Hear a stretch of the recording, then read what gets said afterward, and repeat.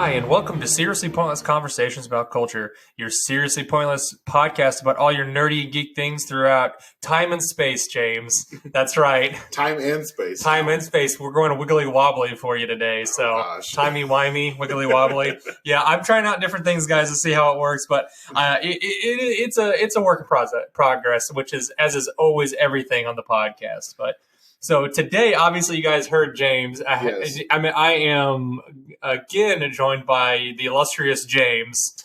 How you doing, man? I'm doing great. Good, man. So what have you been up to? Oh, sleeping off the weekend so far. Yeah, haven't done a whole lot. Yeah, we had a little bit of a get together over the weekend, and we had a good time. But man, it just traveling any sort of distance kind of just takes it out of you, doesn't it? It was nice to take a trip up to the big city, and enjoy some of the fine dining and stuff that's available there. It was really good. It was really good.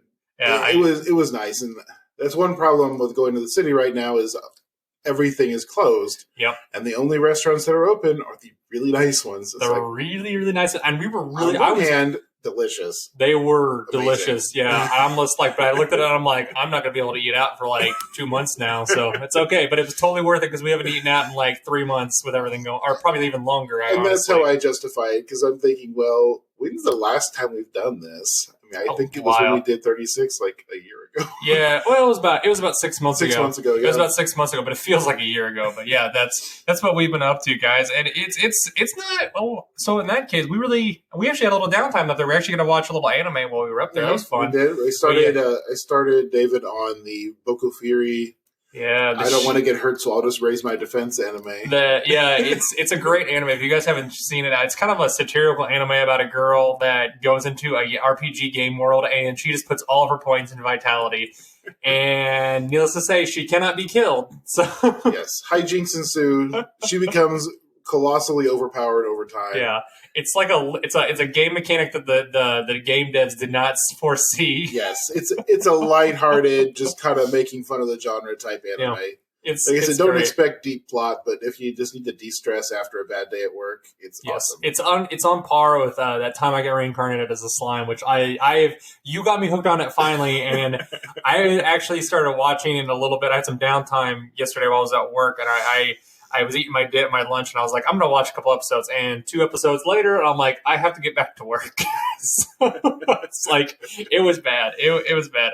But they're very good. So if you guys haven't seen them, go out and check them out. I'm sure you can find them on Funimation and other websites if that's your prerogative. But it's great. So talking about game mechanics and interesting things. So obviously that's all we ever talk about around here is interesting things. But we are going to talk about Star Wars Knights of the Old Republic, the first video game, which was introduced by Bioware back in 2003. So before we get into the nitty-gritty stuff, James, what do you know of Knights of the Old Republic game? This is one I only played briefly. I can't remember who in our friend group had it. But I was doing other games at that time. I remember getting through the intro in the first hour or so. Well, you were more of a Nintendo kid at this point. I was more of a Nintendo kid at this point, too. I remember that the force ability was invented for this game, and the nerds were really upset about it at the time. Yes. But it's really entered into the lore at this point, so no, absolutely. Props to Bioware for that one. So we got lucky. I got lucky that 2 of the 3 friends at a time. So this came out whenever we were in high school. Yes. And to be fair, I think probably that was vast majority of our friends actually played on Xboxes. Mm-hmm. I think Cole was the only one that had a PlayStation, actually. Correct. If I remember correctly. But I had a PlayStation 2 for a little while, but I didn't have that many games on it. And so this originally came out for the Xbox, the original Xbox. So you played it on the Duke controller and all that stuff. So this is one of those big titles. So you had let's say Reese played it, Alex played it, Cole, Sam. That kid played this game nonstop. And so I think there was a whole year there. I went over to his house and he played nothing but this. So but then again, Sam was trapped in the wilderness that is on the north part of Cape, which is in the woods. And but that it was, needless to say, it was a phenomenon to come to the Xbox when it did. And I think it really helped elevate the Xbox at a time where it was kind of like people were a little unsure about whether or not it was what it was, whether or not it was going to be doing well. And it kind of cemented it in a way that they said, hey, we can do these RPG games that a lot of computer consoles are doing still.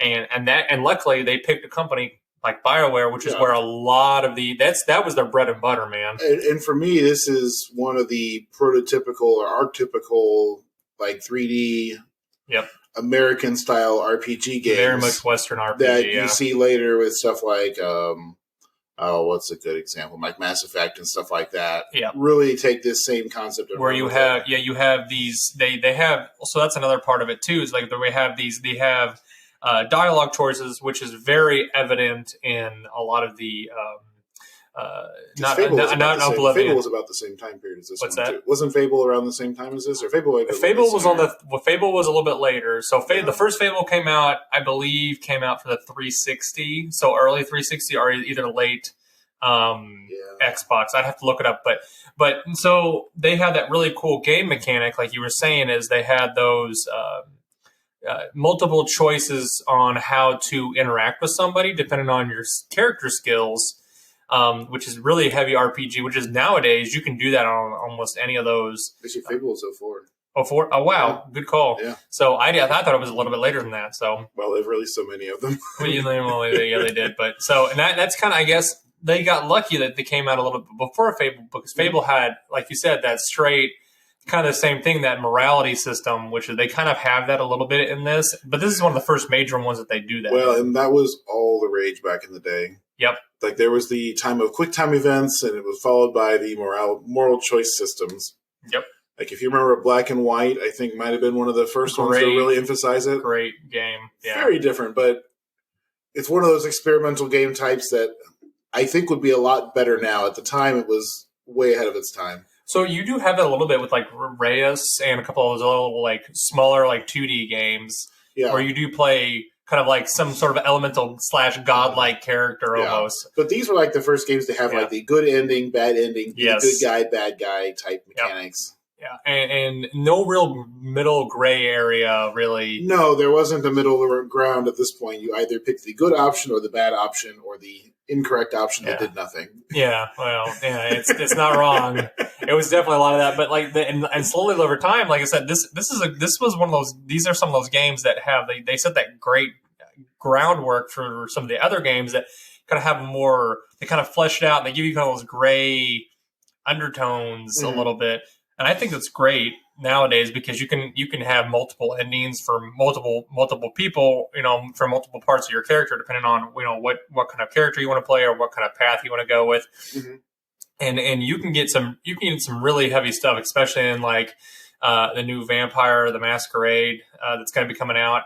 There's some serious like gray undertones. That's a heavy RPG game, so like it's kind of it's based off this kind of style where you have a lot. If you guys don't like heavy dialogue stuff, that's what a lot of these kind of Bioware-esque games go into, where you have multiple kind of actions where when you interact with somebody, be like, hey, do I want to just talk to them? I want to pump for information. Do I want to persuade them? Do I want to interrogate them? Do I want to lie to them? It's just like... Yeah, I mean, there is combat that is part of the game, but exploring the world is a big part of the draw of this type of game. And you have to... The talking to people, the endless lore dumps in like the little things you find. Yes, but at the same time, it's great because if it's a lore you love, you're going to want to spend time and sit there and read over all these little things. And I think a lot of games that started moving heavily into this kind of thing, like Fallout really got into this, and especially like Elder Scrolls, which is a hugely popular series. So if you guys like Elder Scrolls type stuff, this is a game that's right up your alley. If you can get over kind of the older style graphics, if you play it on the computer, you could probably get a reskin patch for it. Correct me if I'm wrong, but I think this has more of a turn-based. Yes, this was a lot more turn-based, and it wasn't like it was more had that Elder Scrolls kind of Oblivion kind of thing going on. Or at that point, it was still turn-based. Yes, more like a traditional RPG. And they had it set. So some of their previous games they did were like Neverwinter Nights, which is straight up just D&D world which actually D&D... Another classic, yeah. Yeah, D&D actually straight up, they bought the setting for it. It's pretty much straight D&D 3.5, like right down to the prestige classes. Like you could be a dragon disciple, which I recommend, by the way. I played a ton of that with my buddy Tim and Cole. We loved that game. But yeah, they got lucky with this is because they were actually approached by LucasArts at the time, because this is right after the prequels came out, which even though everyone has their opinions on the prequels and the sequels and the new series and all that jazz, not the original trilogy. No one can ever talk crap about the original series, and if you do, I'll come in and I'll fight you about it. The original, 4, 5, and 6, I will come to your house and I will fight you over it. Well, there are some. No. Don't start with me. Don't start with me. So, but it came into a time where they had these prequels and they marketed so heavy towards like younger kids, and they basically were like, well, we got to capitalize on this, and much like LucasArts does, and the toy merchandising part of the LucasArts arm, they're like, we're going to get our money's worth out of this thing. This is before Disney had bought them out, years later. They were like, the market was just flooded with crappy Star Wars video games. There is a unholy amount of Star Wars games. There are a select few, like Rogue Squadron, for example, that are real gems amongst the refuse. But this is one. This is one of them that's good. This is one where basically LucasArts was like, well, we have all these other games. Well, maybe we should because they were pumping out 3 or 4 different Star Wars games a year, and it was ridiculous at the time. And they basically said, let's sit down, put a little money into a studio that has some experience making, say, a good RPG that we can flesh out, and just see what they have to do. And I like how this game approaches Star Wars as a universe. Yeah. And it's not, a lot of the other games are just recapitulations of the videos. Absolutely. Like the SNES games and some of the 64 games, even the Rogue Squadron one that I really like, you're essentially just kind of playing along. Yeah. With the movies. This went to a time frame where it hadn't really been explored to a wider audience, as opposed to, unless you had read the comics or the books, which if you'd read those, you knew about the Old Republic. You knew, where the Sith had come from, and that they were originally some random race that had been pretty strong, and they had actually attacked the Old Republic, and then they had fled and created their own empire and all this other stuff. And if you don't know this stuff, if you don't know the lore, I'm assuming Zach probably knows the lore about as much as I do. I love. Probably. If you're listening to this, Zach, shout out to you, man, because you're a big Star Wars fan like I am. So, and this kind of stuff that Which thankfully, I think a lot of people are more aware of it now too. Absolutely, especially things like the Clone Wars videos expose people to a lot more of stuff that was previously just in the books. That wider universe, games like this, a lot of the wider universe is more out there than because everyone thinks that there's a whole world of Chewbacca's. It's like that are Wookiees. The people that are like, oh, I didn't know that. It's like my dad didn't know that. If you ever sat down to play the pen and paper Star Wars RPG game, which we enjoyed a lot. Actually. It was good. It was pleasantly surprising. It kind of had that. It was mechanics light, which is very nice. It was mechanics light. It's a bit more role play heavy, but it was a lot of fun. That's great if you get into people that don't really they just want to sit down and have a good time kind of thing. And I was kind of trying to get my dad to sit down with it, because I think in his old age, I think he can get I'm going to try and get his nerd out a little bit more. So I would pay good money to see that. He's secretly a nerd. I think he's just afraid to admit it. So okay, he got it from somewhere. Yeah, he was really big into Stephen King and Lord of the Rings, J.R.R. Tolkien, stuff that was around his time frame. And that's true. That man reads a tremendous number of books, and he listens to a lot more now. But I remember even as kids though, when he was working all the time, he always had a book he was reading. Yep. I'm like, maybe beneath the surface. It's secret. He comes from that. Well, he comes from a rural background where it's education really wasn't emphasized as much as hard labor. So that's unfortunate. A dream of mine has been to get my dad and my uncles to play Paranoia together. That would be fun to watch. That type of backstabbing thing fits the family sense of humor really well. I know. And I would totally be in with that too. I would totally love to be in there, because I would love to see that kind of stuff. So, but anyway, so you get into this wonderful world building that they do, and so LucasArts approached Bioware at the time, and at the time they had been kind of known to make these other computer games. I'm trying to remember if this is Bioware's first foray into the gaming console, because I know they did Neverwinter Nights for the PC and a couple of stuff for the like PCs and stuff like that. But I don't know if they actually did anything for consoles or not at the time. But they approach them and they basically say, "Hey, what time frame do you want to go for?" And in the Star Wars universe, and they choose to do the Old Republic setting. So the Old Republic is considered 4,000 years before the formation of the Galactic Empire. It's far enough away, it's distant enough, you don't have to worry about getting muddled in the Skywalker saga or any of that jazz, where you have the Jedi kind of fall again, or fall in disrepair, or the height of the Jedi and things like that, their order and things like that. It looks like they did release MDK2 Armageddon on the PS2 a couple years before this, which I had never heard of this, so...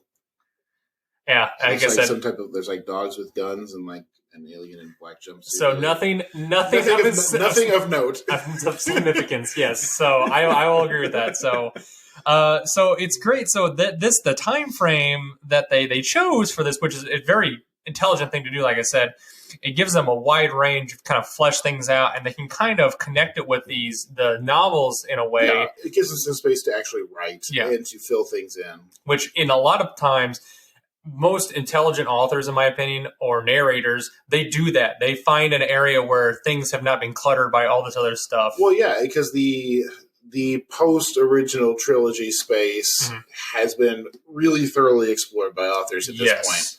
Like the Admiral Thrawn and all that stuff. There's whole epic story arcs that have been widely accepted. Yeah.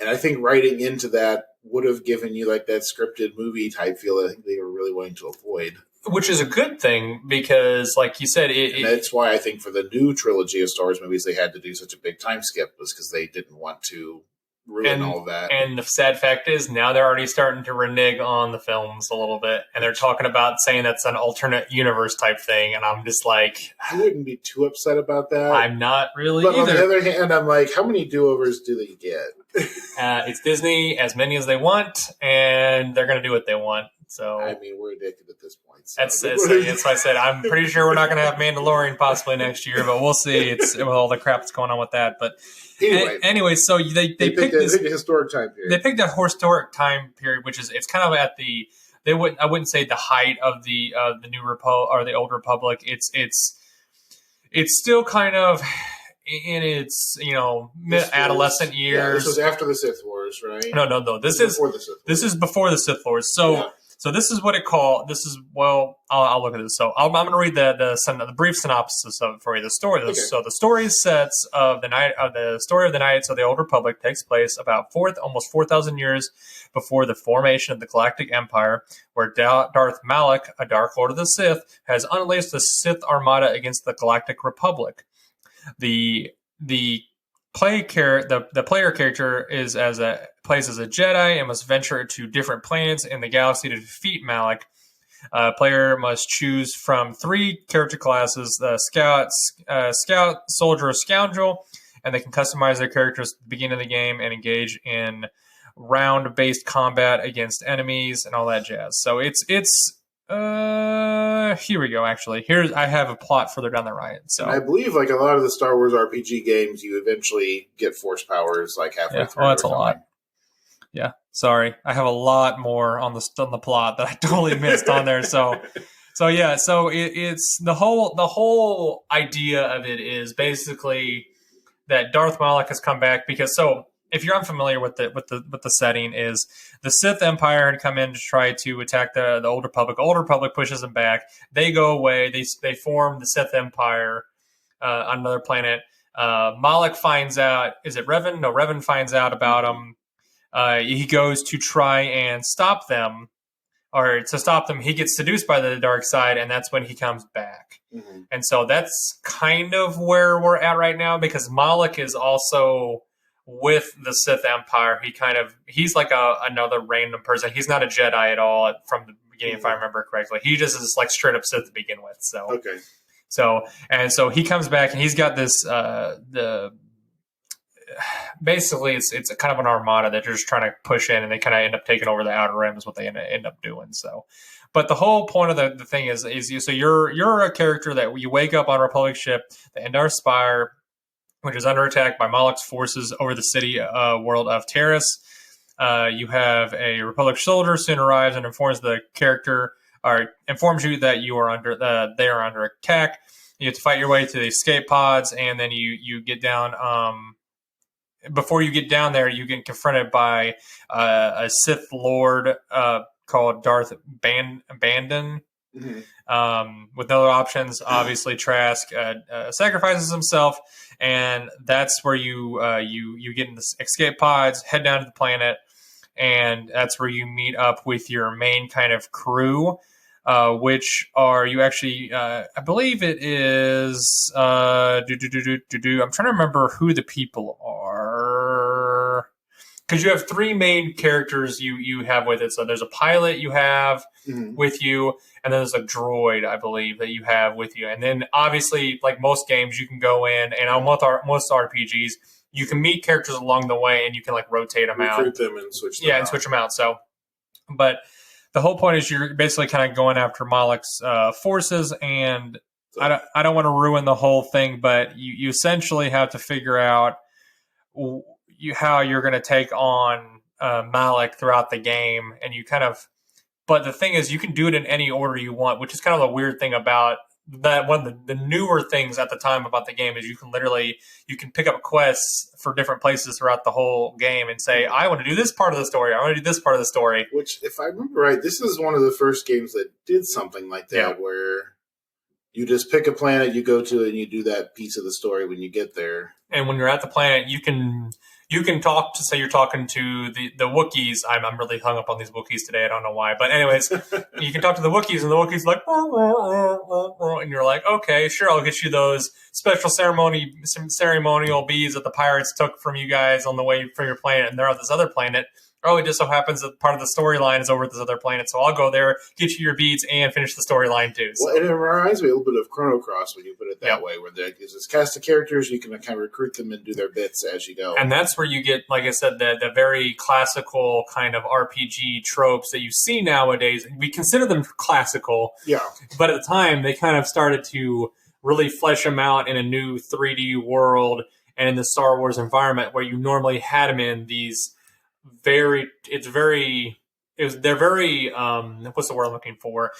They're very format. You don't normally have these in, say, Japanese RPGs like Chrono Trigger or Final Fantasy, for that matter. So yeah, and that's an interesting thing for me because up until this point, I've always associated with RPGs with like the JRPG genre. Yeah. So Final Fantasy, Chrono Trigger, Chrono Cross to a similar extent, though that one I think broke some of those boundaries. And you're right, they have this same kind of formula, and this was the same time when like Final Fantasy was coming out with its first 3D RPGs, and this is, I feel like, the kind of American take on the same formula. And they established a lot of these things we've come to expect. Absolutely. Like the way the dialogue trees are set up, the freaking little wheel of options in the corner that every single game has. So why is it set that way? I don't know, but that's just what we do, apparently. I mean, I guess, the backpack where you have a huge inventory of things, it's easily accessible.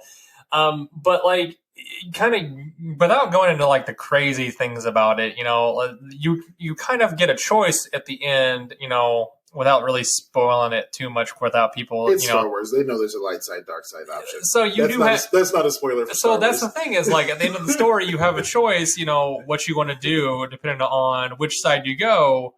On the light side, you obviously, you want to redeem somebody, and you end up redeeming one of your friends who is Bastille in the game, or you can choose on the dark side. You ally with Bastille and you overthrow and kill Malak. It's like those are the two big choices.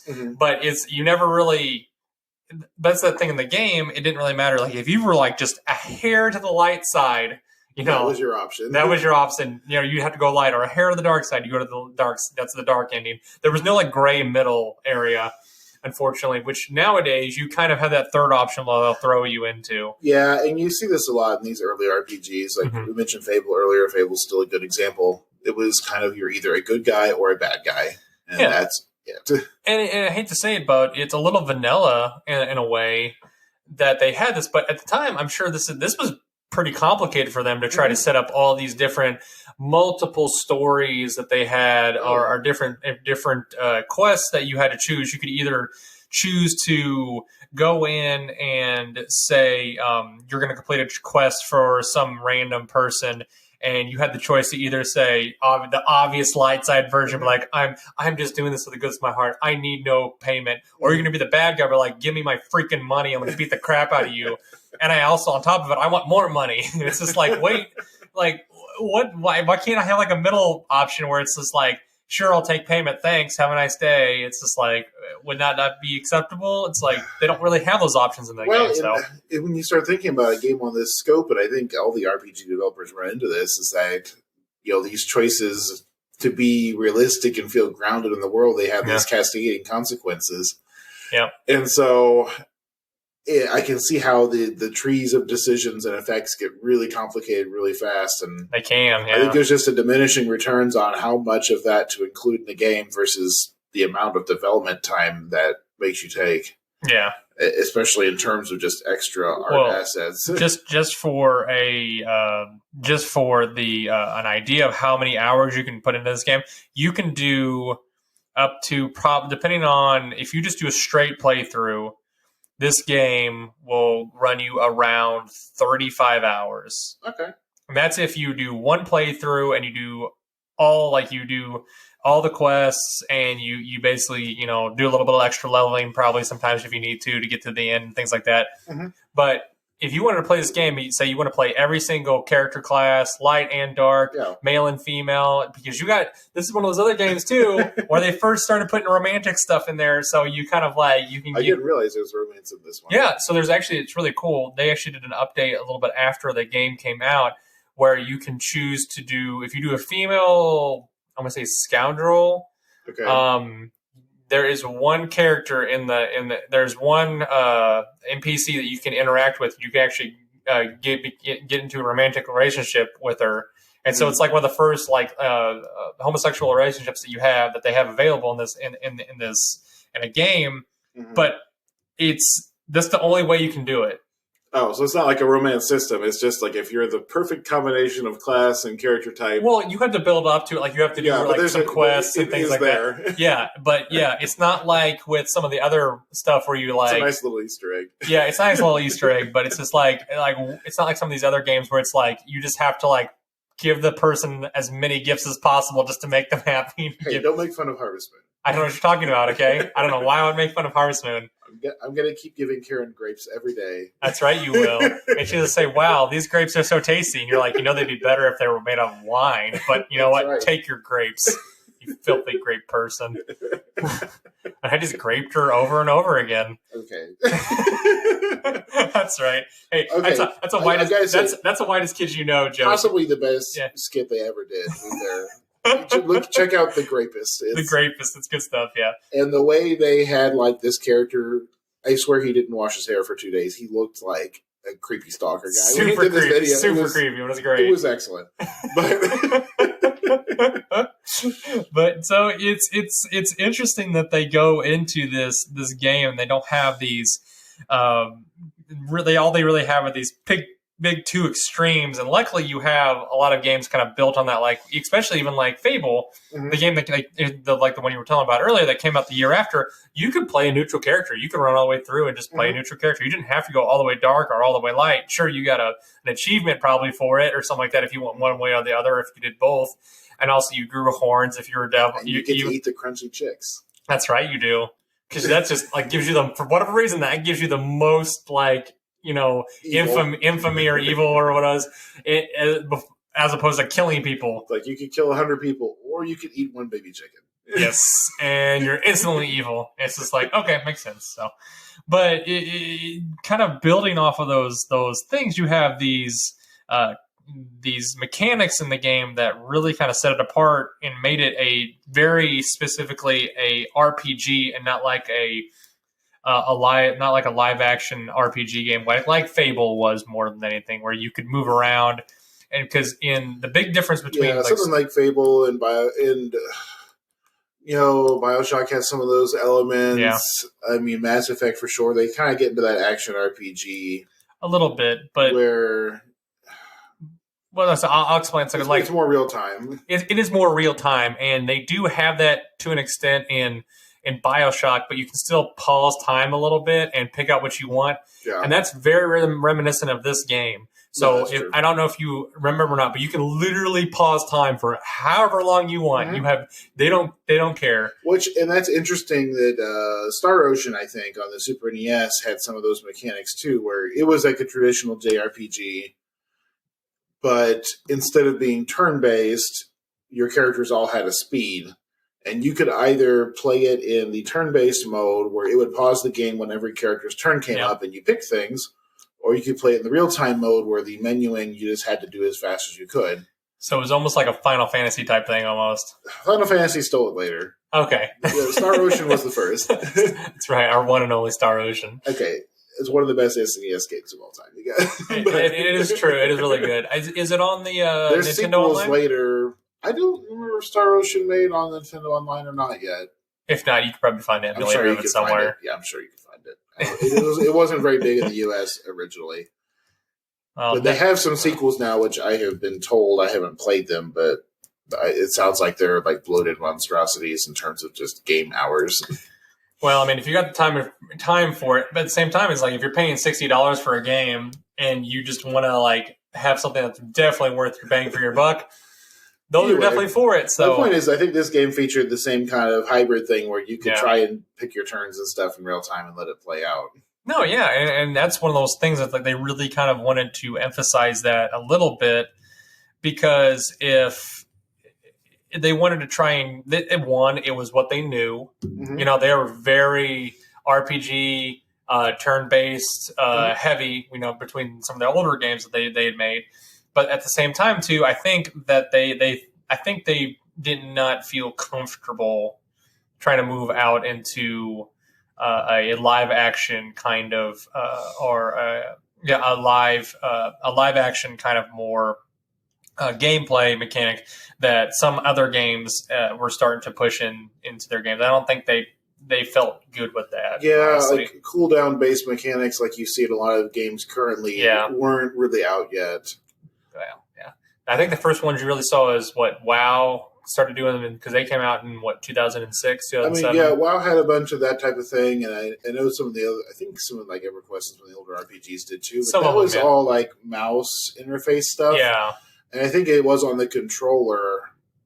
I think they just hadn't figured out how they're going to have such a varied selection of abilities in a way that makes sense on a controller.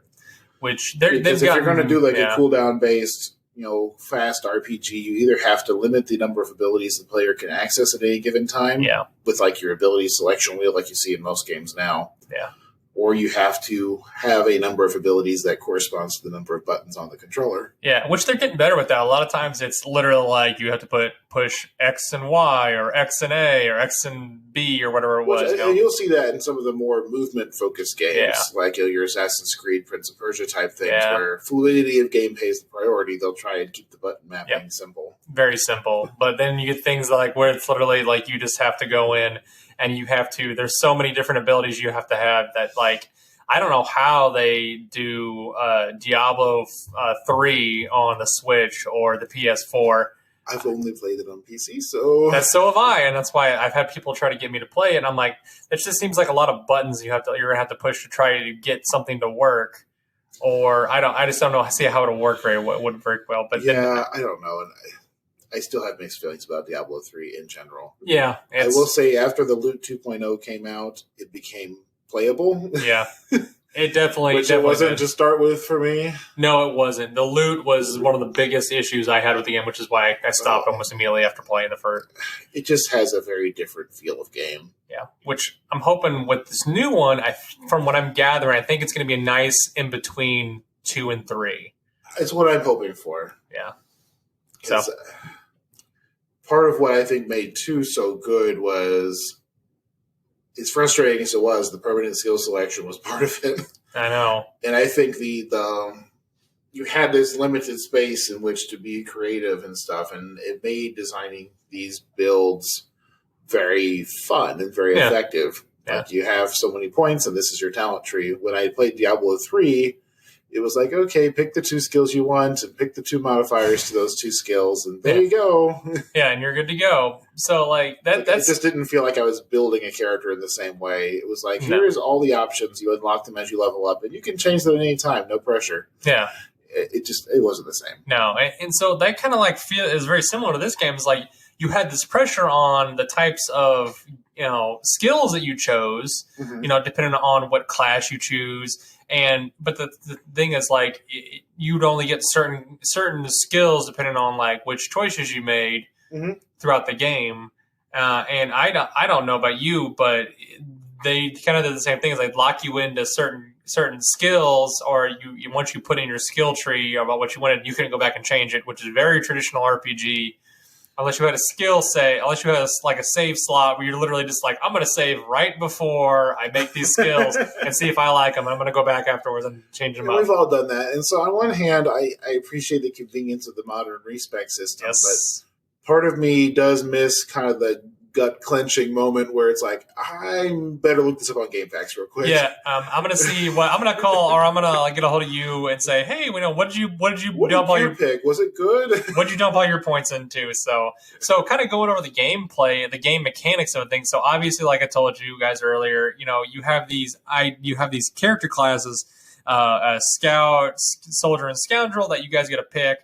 But throughout the game, as you go, obviously progress through the game, you get to choose either kind of a Jedi class of Guardian, Centaur, Consular, and beyond the class, obviously you have skill stats, tiered feats, tiered force feats, and then obviously you get different skills depending on your type of light or dark side kind of thing they go towards. So, like I was saying, it's really hard to try and choose. Like, if you want to do the Force Lightning, you're going to have to go evil. It's the only way you're going to get it.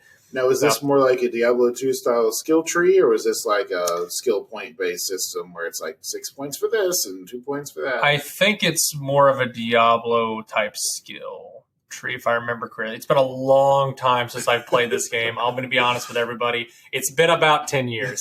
So digging into the memory banks on that one. It's hard to think about it. So because I bought this on Steam whenever they re-released it for Steam a long time ago after they did kind of a 10th anniversary edition or whatever it was, and I was just like, okay, I'll play this, and I was just like, wow, like this is just, it still has fun, but it's definitely not the same feeling as I had whenever I was a kid. So but it definitely has that same kind of feel where you go through and you pick which skills you want, and you can put a few extra points in it. I think it does level it up if I remember correctly. Well, so mentioning it not having the same feel, we've talked a lot about how this was a landmark game and made a big splash. Do you think this would still hold up for a modern player?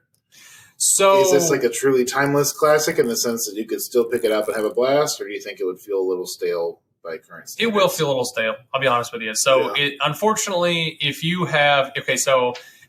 truly love RPGs and you want to kind of have an idea of where some things kind of where more modern mechanics and more modern storytelling started at, and why, like, say, BioShock has does a lot of things in their games that they do, because BioWare is the same company, obviously. Go check it out, because it's a great game that sits there. And it may not look very pretty because of the old graphics, but you can get a reskin on it if you get the PC version, you can definitely get a reskin on it. It's the first BioWare style BioWare RPG. Yeah, it really was. I mean, it really was. It was something they made on their own with a universe they really didn't have to worry about people kind of sticking their nose in it, because there still was the Neverwinter. It's like, but the Neverwinter series, from what I remember, is they actually had Wizards of the Coast people were kind of like sticking their fingers in it because they wanted you to do certain things and push certain things. Well, it was a very established lore area, and people, I don't know if people remember, but back in the 3.5, 3.0 era of the game, there were some very popular book series. I don't know what you're talking about. Doritos. They just don't do the books like they used to. So no, they don't. people were really interested in exploring the world that they knew, and like you say, it was a limited design space. Yeah, and it was set in a city of all places. It wasn't set in a world like this is, or a universe even more so. Well, I will say for Neverwinter Nights, it is a little embarrassing how long it took me to figure out where the plague was coming from. It happens.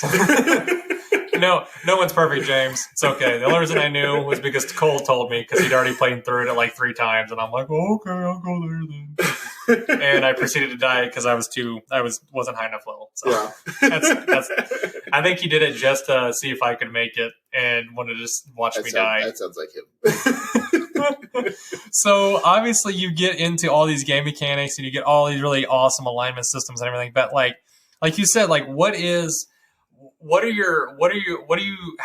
you feel about the game in general? Because I know you kind of talked about me, like how I felt about it, because you haven't played as much as I have. I did not play as much. My exposure to this one was pretty minimal, so I remember the lore being a big deal.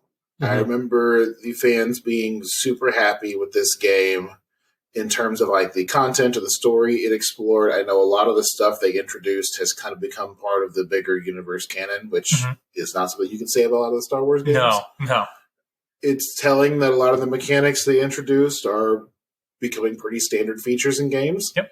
Not exactly in this form, but they're all coming through. So I think it's definitely a landmark title. Oh yeah. Obviously, the fact that I didn't play very much at the time meant that I probably didn't enjoy it as much. It happens. Like I said, I am not as big a fan of turn-based stuff as I used to be. I mean, back in the day, I played as much Chrono Trigger and stuff like that as anyone else did. But my attention span has gotten shorter as I get older. Yeah, no, it's understandable because I do the same thing. Is like, is it a game that I can pick up and put down because my little one runs in and wants to play with me? It's just like, okay, or is it Civ? Can I let it sit there for 14 hours because I totally forgot about it, and then I go back down the next day and I'm like, oh, hey, it's still my turn. Cool, okay. But even Civ has gotten more streamlined, though. Yep. I mean, when's the last time you picked up like Civ 2 or something and tried to micro on that? It's. I have it. I played it for about 45 minutes. I'm like, nope, not doing it. No. I've become pampered. I've become fat in my Civ world. So despite there being less going on in the game, it somehow takes much more time. Why can't I discover the wheel any faster? I should know writing by now. But somehow the AI has already gotten into the Enlightenment era. Who knows? Black magic. This is bullshit. That's what it is. So, but yeah, that's kind of the feelings we have about this game. KOTOR in general, like I said, like you said, it came out to wonderful receptions. It sits on many top 100 games of all time, simply from the RPG and the mechanics aspects that they pushed in that just really elevated so many other games in the next 2 decades into being, and really kind of cemented Bioware as a great studio between Dragon Age and all these other RPGs that they did. So I would be sad if they don't ever, because they're talking about possibly going back to KOTOR if Lucasfilm will let them. And I think that would be awesome. Well, so what they did, so that's Star Wars RPGs. I think they were pleasantly surprised. So they came out with this one, and they came out with KOTOR 2, and they came out with Knights of the Old Republic Online, which is an MMO. Yes, and I heard a lot about that one. In which I played it for a little while. It was actually very, very well done. I enjoyed it. I like the storyline in it. So I think they've had enough reception for it. And I don't know if BioWare had a hold of that one or not. But from what I remember, it was an MMO. It doesn't seem like their thing, but.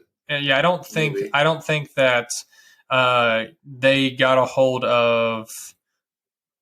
Let me look and see. But I don't think that BioWare. Yeah, it's BioWare did get a hold of it. Star Wars: The Old Republic, 2011. Oh my god! So they actually did get a hold of it. So this was the first Star Wars MMO. This is the one with like the really deep crafting. Yep. And pretty much the players filled every role that NPCs would normally be part of. It felt a lot more like Elder Scrolls Online kind of stuff almost. Yeah, and I remember that. I think it. How do I put this? if you ever like watch any of those like virtual reality MMO type books or TV shows, this is kind of the type of game that they're trying to emulate. Yes. Where the players legitimately do and make everything in the game. Yep. Like there's not very little NPC involvement in a lot of that and there's stuff. there's a lot of crafting materials that you pick up, and luckily they kind of, like I said, they have their inventories humongous on there. But I think it was so well received. It was well received enough that they're talking about possibly doing a more story driven one, where it's more of a single kind of like the old KOTORs possibly. But I don't know. It's like I said, they made it free to play because I think the subscription service has kind of fallen off and whatnot. But I don't know, with everything. So with everything that Bioware is going through these days, I don't know how much they're going to want to keep going with it. You know, since Mass Effect kind of had their big fumble on number 3, and it's very disappointing. I was very disappointed in it too. But I don't know. We'll see how they go. But anyways, you know, enough of the. Let's end on a high note, James. Let's end on a high note. Okay. Bioware good. Bioware, pretty good. Yeah. Bioware, pretty good. I like it. Okay. Hear that, guys? It's a middle of the road review of Bioware. As a company. That's how we're going to go with it. So the middle of the road. Welcome to KOTOR's middle of the road review by David and James today. But yeah, guys, that's what we thought of KOTOR.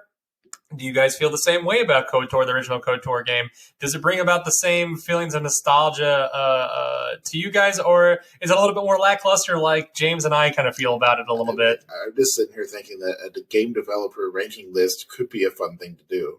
That would be really nice, yeah. You know, just kind of see what, you know, obviously Bethesda would be top tier, especially after Fallout 76 came out, James. I'm thinking like Blizzard would be a top tier developer. It's definitely trying to think of who would be the old or new Blizzard.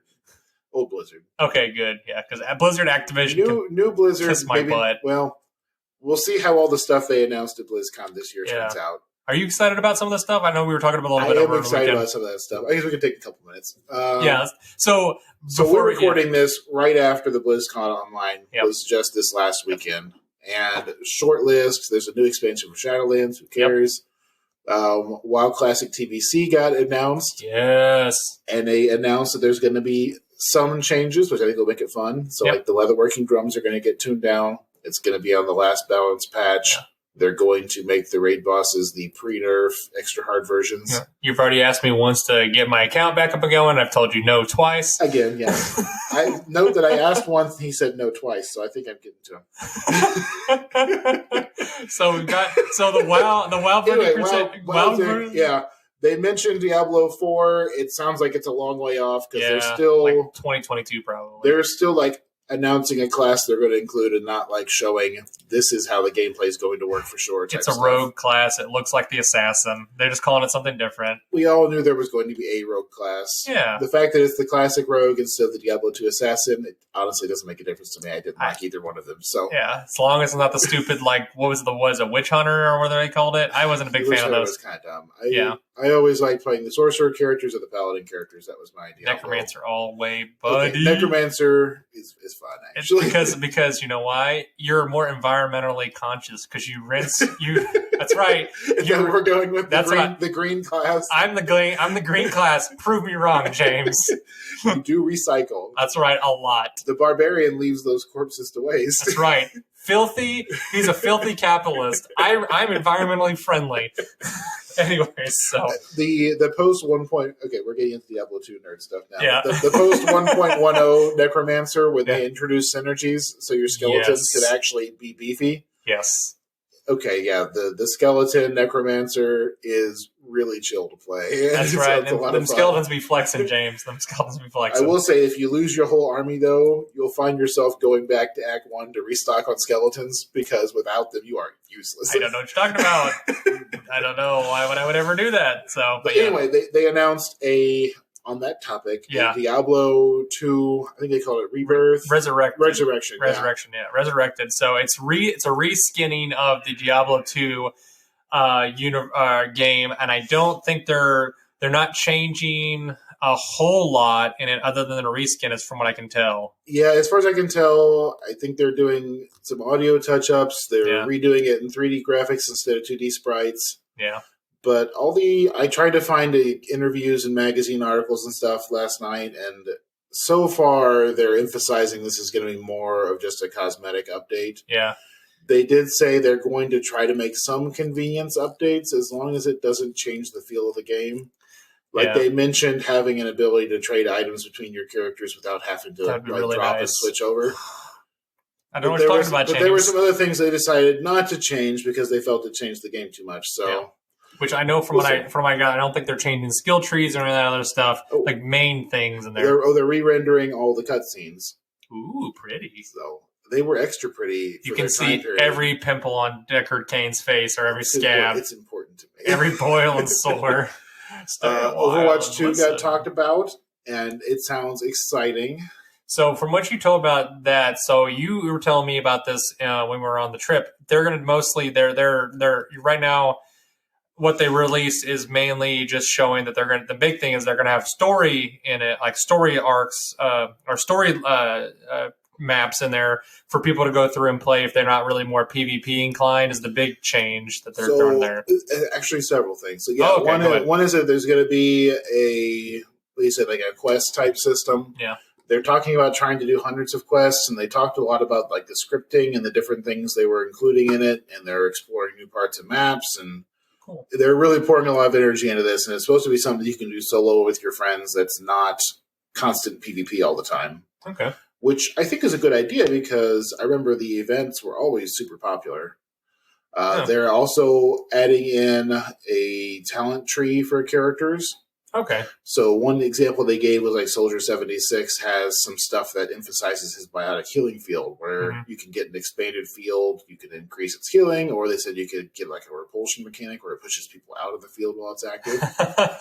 There was one for May where they were showing you could change the shape of her ice wall and you could even turn it into a snowball that you like rolled down the hill on. You kind of have a Reinhardt kind of feel to things. You're just like, I'm just going to take people out. And they talked about trying to change up reimagine some of the characters. Like they wanted the tanks to feel more like, bruisers who are actually engaging in combat. Because I know towards the end of Overwatch 1, the knockback effects and stuff had gotten so severe that the tanks were just not fun to play anymore for me. No. It's like I said. So it'd be fun to see what they do with all this stuff. I just don't know. It's very ambitious. Yeah. Which kind of makes me think, like, I don't know, it's going to either be like late 2021 when they get it out or early 2022. The fact that it's a Blizzard game is the only reason I'm still optimistic at this point, because most studios, when I hear about something that ambitious, I'm thinking they're going to give up halfway through and it's going to be horrifying. But it's Blizzard, and Blizzard has a history of using their infinite money to make really polished, ambitious games. Yeah, like StarCraft 2 is a good example. Yeah, just because they could. So and so I'm hoping it's going to turn out as big as they're billing it to be. What else was there? Was there anything else? Nothing really humongous from what I remember. I was trying to look at some of the stuff today when I had time, but I didn't really see anything crazy big that they were coming out with. Obviously, from what I gathered, I don't think they're really they're gonna keep punching money into that stupid Diablo mobile game that they were talking about. I don't know if they're really gonna do much anything else though. Yeah, they're releasing the Diablo 2 mobile game, and I skipped that on purpose. Yeah, if you have a chance, folks out there, boycott that thing. It's stupid. It's just dumb. And if you want to amuse yourself, you should watch the release trailer for it from several years ago. Yeah. Because they got up on the stage and everyone was anticipating WoW Classic being announced. And they announced this Diablo mobile game. And I've never seen someone get booed so hard on, especially at BlizzCon. I felt bad for the guy because he's like, this is my baby. And I was told to announce it. So why am I getting yelled at? It's okay. It happens. Yeah, and they were also anticipating a Diablo 4 announcement that year, which didn't happen either. And it didn't happen this year. It really happened this year either. I think honestly they're allocating more resources towards the Overwatch 2. So I think they're going to, obviously it's their money maker now, but. Well, and they've poured so much money in trying to get this esports things off the ground floor. They kind of have to at this point. I think they're committed. They're trying to double down. I think if Overwatch 2 has everything they're promising and it turns out great, I think they'll be very, very successful. Yeah. I think esports are going to be big, and I think the person who can get their foot in the door in a watchable format is going to make a lot of money.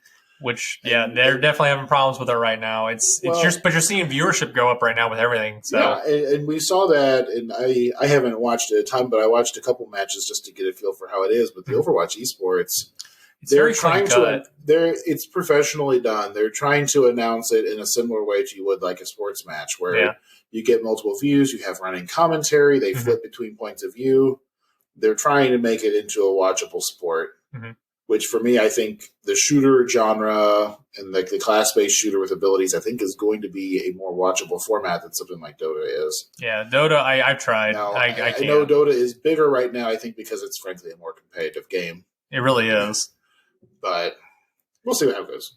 We'll see. Like I said, the next 10 years, we will definitely know. Actually, I said between 5 and 10 years, you'll know how it's going to shake out, honestly. Yeah. Esports is going to be a thing. I guarantee it. Which game kind of sets the tone for the format for the future, it remains to be determined. I think you'll have those mainstays, but you'll have smaller titles rotating in and out. Oh, for sure. So, but anyways, since we've gotten off topic, guys, like I said, I just still want to say thanks for sticking around towards the end there, listening to us ramble about the BlizzCon a little bit. But if you guys like liked hearing about a little bit about BlizzCon, or liked hearing about KOTOR for that matter, hit us up on our email or on Facebook.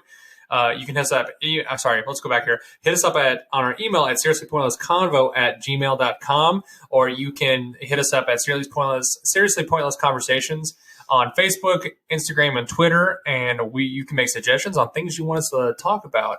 Also remember to like and subscribe and rate the episode. Let us know if we're doing a good job. If we're doing a crappy job, let us know so we can fix the problems. So, James, I want to say thanks for coming by and talking about KOTOR today, and a little bit about how much we're anticipating with Blizzard a little bit. So, but yeah, it was good talking to you, man. So, awesome. Like I said, if everybody just wants to come back later on, and we will have something new for you next week. All right, guys, have a good one. Bye. Bye. If you're interested in keeping up to date with new episodes on our channel, add us on any of your favorite podcasting apps, or subscribe to our YouTube channel at Seriously Pointless Conversations. If you have questions or concerns, please email us at seriouslypointlessconvo@gmail.com. We appreciate any feedback. Thank you for listening to our show.